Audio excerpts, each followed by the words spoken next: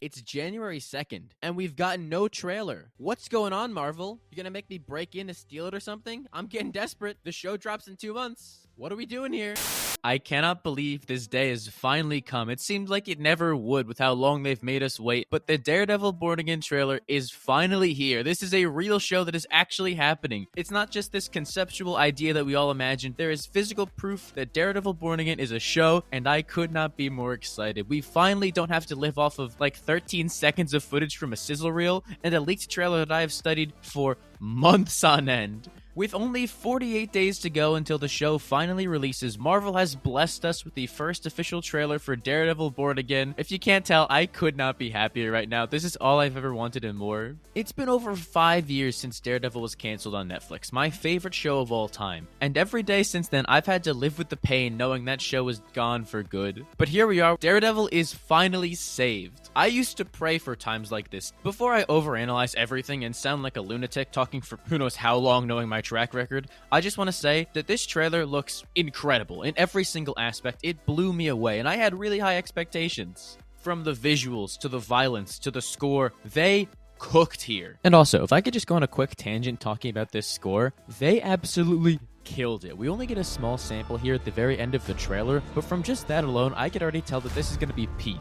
One of the biggest things I was curious about going into this series was wondering how they would handle the score and if they would carry over any of John Passagnano's elements from the previous show. I love that soundtrack so much. It's incredibly unique to Daredevil, and it would feel incomplete to just abandon that entirely. But with how inconsistent the MCU can be at times with musical themes, I wasn't very confident it would happen, but I felt like She-Hulk including it in that little moment was a good indication that they would. They brought the Newton brothers on from X-Men 97 to compose this series, which I think is a great idea because those two are not only great composers, but they have experience from that show, bringing back iconic music and using it in new, refreshing ways. So I am incredibly happy to hear that they've done the exact same thing in Born Again, as they repurposed the leitmotif from the Netflix show, but they changed things up by playing it on a church organ, and that is just an incredibly genius move. I cannot believe it's taken us this long to hear that. With all the religious themes surrounding Daredevil as a character, it feels like such a no-brainer to play it on an organ, and it hits like crazy. It stands out even more than the Netflix theme did, and I cannot wait to hear more of it. I'm such a soundtrack nerd, so hearing stuff like this just shows me an extra layer of appreciation they've put into making this show work and carrying over those themes from the previous series. It really seems like it's going to be different from everything else Marvel has done on Disney+,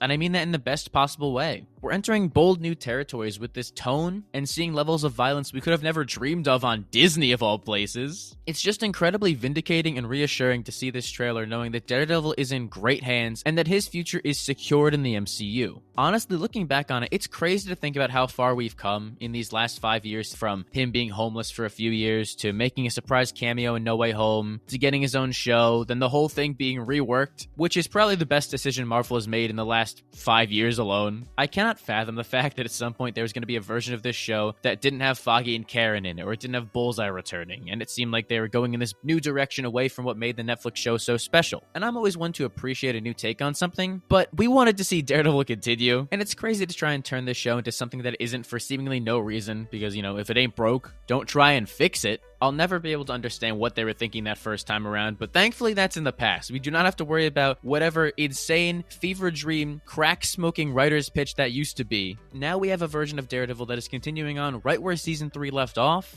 and that makes me incredibly happy. Because if this trailer is anything to go off of, the best is yet to come for this character in live action.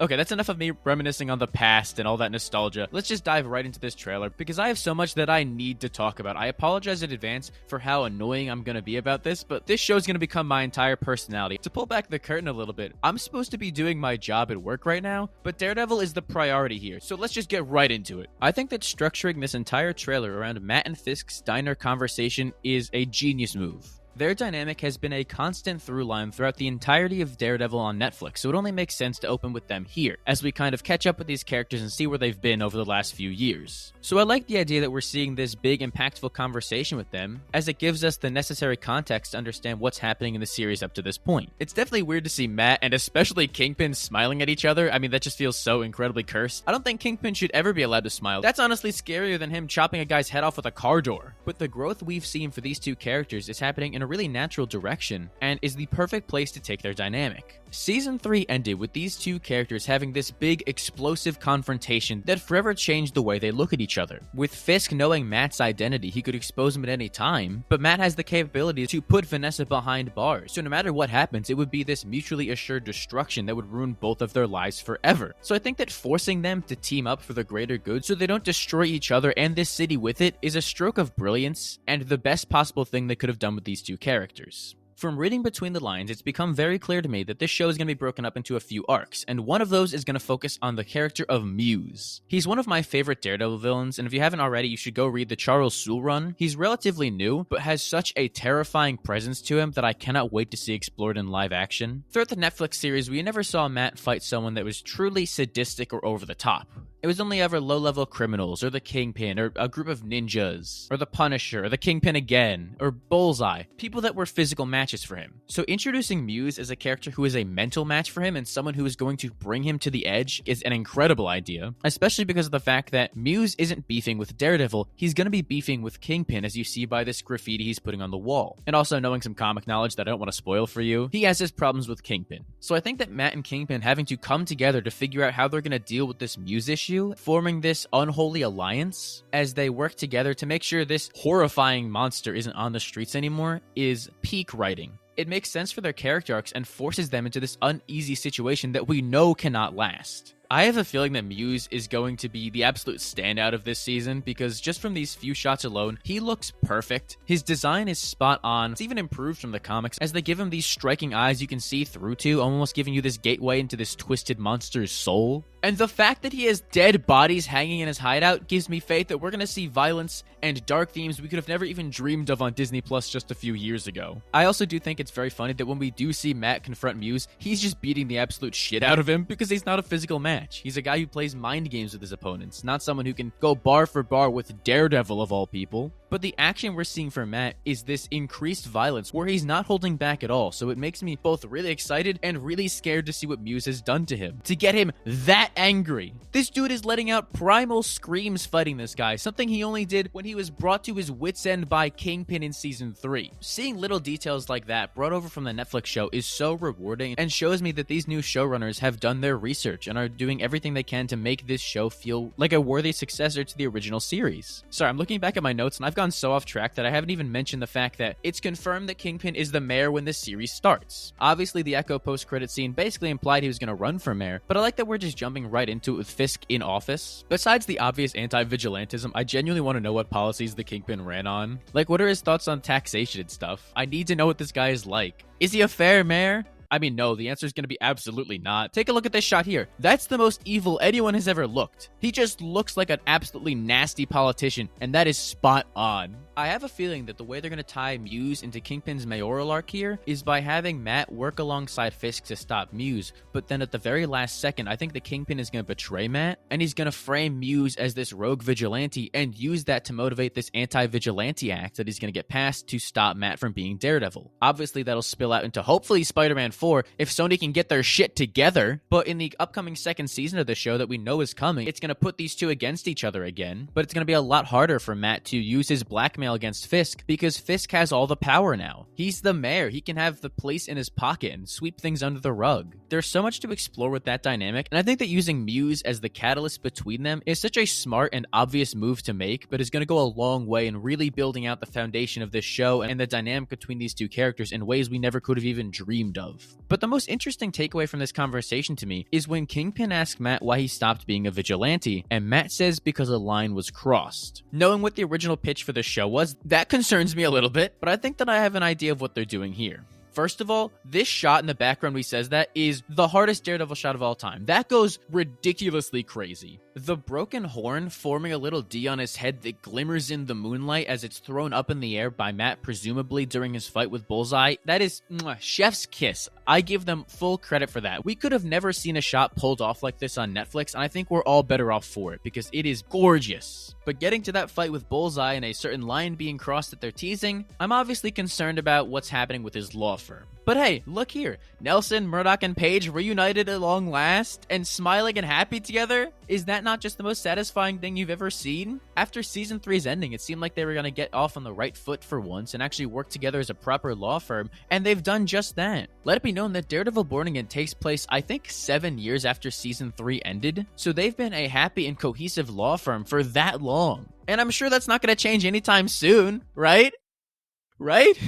I can't just pretend this fear doesn't exist, but obviously I think the implication here is that Foggy's gonna die in this show. We see him one time in this trailer, and through set pics they shot outside, we know that he filmed a handful of scenes around the same location. And considering the fact that through official stills that have been released, and this one shot in the trailer, we've seen Karen a lot more than Foggy, all the marketing's pointing towards Foggy being shot and killed at this point in the series, which is something that I really don't want to happen. I made a whole video talking about why that's a bad idea, if you want to hear my in-depth thoughts on it, but Karen, and especially Foggy, are the lifeblood of this series, and killing them off would be a massive mistake. They keep Matt grounded and allow him to have these interpersonal connections you can explore. When he goes off the deep end as Daredevil, they can reel him back in. In a superhero story, it's necessary to have a relationship like that. But here's the thing. I don't think that Foggy's actually going to die here. Maybe I'm just giving them the benefit of the doubt, but I don't think Marvel would be stupid enough to bring Karen and Foggy back into the show just to kill them off again on screen. Because the main reason people had problems with the original cut of Born Again was not the fact that they killed off Foggy and Karen off screen, even though that is ridiculous and egregious, but the fact that they killed them off at all. And with how many interviews are out there where Charlie Cox goes in depth talking about how happy he is that Foggy and Karen are back in this show, I really do think they're going to be staying around long term. My whole prediction is that when Bullseye attacks, he's going to try and shoot Karen, but Foggy's going to take the bullet for her. They're going to play it off like he's dying. They're going to bring him to the hospital. But in that moment, in his rage, I think Matt is going to do something very dangerous and cross a line. It could be really interesting if they adapt part of the Zdarsky run and they have Matt accidentally kill someone, and that is the line he crosses. But I think that it'd be interesting if maybe Bullseye gets away after hurting Foggy, and it sends Matt on this vengeful tear through the city as he looks for him, doing whatever it takes to find Bullseye, and in that crusade to try and avenge Foggy, he accidentally kills someone. Just some random nobody. He stops pulling his punches because he's so frustrated that he can't find Bullseye, and it causes him to cross that line completely by accident. He just loses himself in the moment, and it completely shatters his entire worldview. I don't know, maybe I'm just clutching at straws and incredibly delusional trying to cope and sell myself on this idea, but I really don't think that Foggy's actually going to die when he gets shot here. I have a feeling that he's going to be rushed off to the hospital and he's going to survive the bullet wound, only for his health scans to reveal that he has cancer, because that's a very important story arc that happens to Foggy in the comics, and I think would be a smart way to reintroduce him into the MCU, while also keeping him off screen, because obviously, as much as they reworked the show, they didn't restart from scratch. They still have to work within the confines of a few scenes they already shot, so this is a way to kind of write Foggy out of the action and have Matt visit him in the hospital and such, while honoring what they originally shot for this series. Again, I could be incredibly delusional. You might be laughing at me right now because of how insane I sound trying to cope with this idea, but I don't think Foggy's gonna die. That's my big takeaway from this trailer. I think they're trying to subvert us here and make us believe that Foggy's gonna die only for him to actually survive this. Please, Marvel, if you let Foggy live, I'll never say a bad word about you again, and if you kill Foggy off, I'm gonna burn down the studio. You're playing with fire here. I'm not afraid to do what has to be done. Okay, that segment went a lot longer than I expected it to, but I told you I had a lot to say about this trailer, so let's just go through this trailer in order of what's presented, with all these miscellaneous thoughts on random shots that they throw in there, starting with a Luke Cage reference. Holy shit! I did not expect that to happen at all, but thank you, Marvel, for giving me some kind of hope that we're gonna see him return in some way. Harlem's Paradise is the club that Mariah and Shades and Cottonmouth all ran, and that he took over at the end of season 2. So the fact that they're referencing it in this trailer is a key indication that they want you to think about Luke Cage, and I have so much confidence that he's going to return. I'm so happy about that. It makes so much sense to bring him back in now that the MCU is embracing street-level storytelling even more. I have a strong feeling that Born Again Season 2 may include him in a cameo appearance. Maybe even Iron Fist 2, which would be great. We can spin that off into a Heroes for Hire show, please. But with this whole mayoral story that's playing out, I think it would be such an easy slam dunk win to bring Luke Cage back as the man running against Kingpin at the next re-election cycle, and then Luke Cage becomes mayor of New York City. It's something that recently happened in the comics after the Devil's Reign event, I believe, and is a perfect way to build off of Luke Cage's ending where he took over this crime family and now he becomes the mayor. And also, it's just a way to get him back into the MCU as this important figure that people are going to be interacting with all the time. We desperately need him back, and I think that putting him in charge of New York City is the best possible way to do this. I was severely bummed when Luke Cage got canceled, so to see that Marvel is actively referencing him now is a huge indication that they have big plans for him. And while we're talking about New York City here, I love the way it looks and the overall aesthetic of this show. The bright lights contrasting this dark blue, foggy aesthetic is always a great look, and really hones in on the gritty, grounded feel that you want for a Daredevil story. They could have made the city look like it does in any other Marvel show, but I'm glad that it has its own unique style here. I don't think the visuals of this show look as good as they did on Netflix, but the Netflix show is the best looking comic book project of all time. You're never going to get anything that looks more beautiful than that neon-soaked aesthetic in every single scene.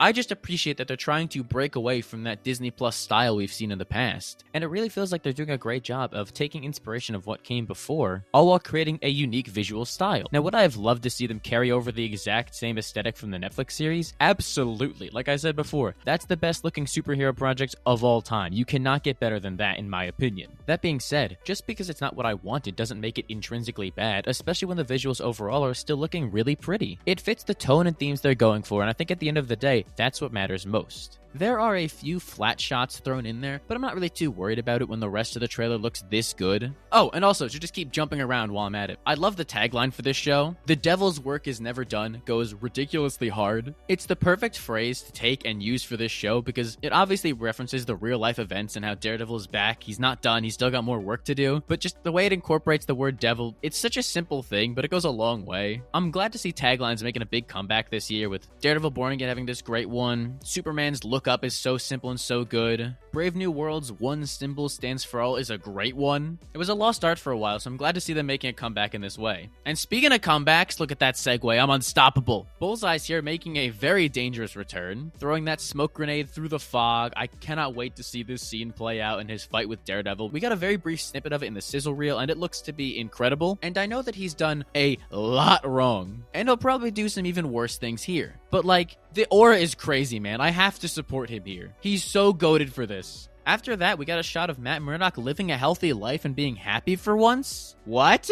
I didn't know that was possible, but I love to see it. This man continues to be the biggest whore on the planet, and we are all better off for it. Like, come on, man. You were just hooking up with She-Hulk a few months ago, and here you are now already with a new girl. He cannot be stopped. But I hope that he enjoys it, because knowing that his girlfriend's name is Heather Glenn, I'm not sure how long it's gonna last. I'm not gonna spoil anything, but, you know, don't get too attached. A nice little detail I love to see included here is Rabbit in a snowstorm right in the background of this one shot, still with the same blood on it that it had in season 3. Again, it's such a small detail, but that kind of continuity is amazing. After years of struggling to defend that Netflix Daredevil was even canon in the first place, now we have this undisputable proof that it was. These are the versions of Daredevil and Kingpin from Netflix that we've been wanting to see in the MCU, and now we're going to. I also think it's very interesting that Fisk decided to keep the blood on the painting. He didn't try and get it removed or covered up or anything. We know how much this art meant to him, as it reminds him of his childhood and the things he had to struggle through, the corruption of innocence as he had to kill his own father and do these terrible things, forced to stare at the wall, as this painting reminds him of that. And now with his own blood being spilled all over it, it kind of gives this painting a new meaning, and for something that's been such a through line for his character, it's very fascinating to see it take on this new form and represent something more than just his past, as it now represents his present and future with his rivalry with Daredevil and what that reminder means to him of how he can never go after Daredevil because he could ruin his whole life.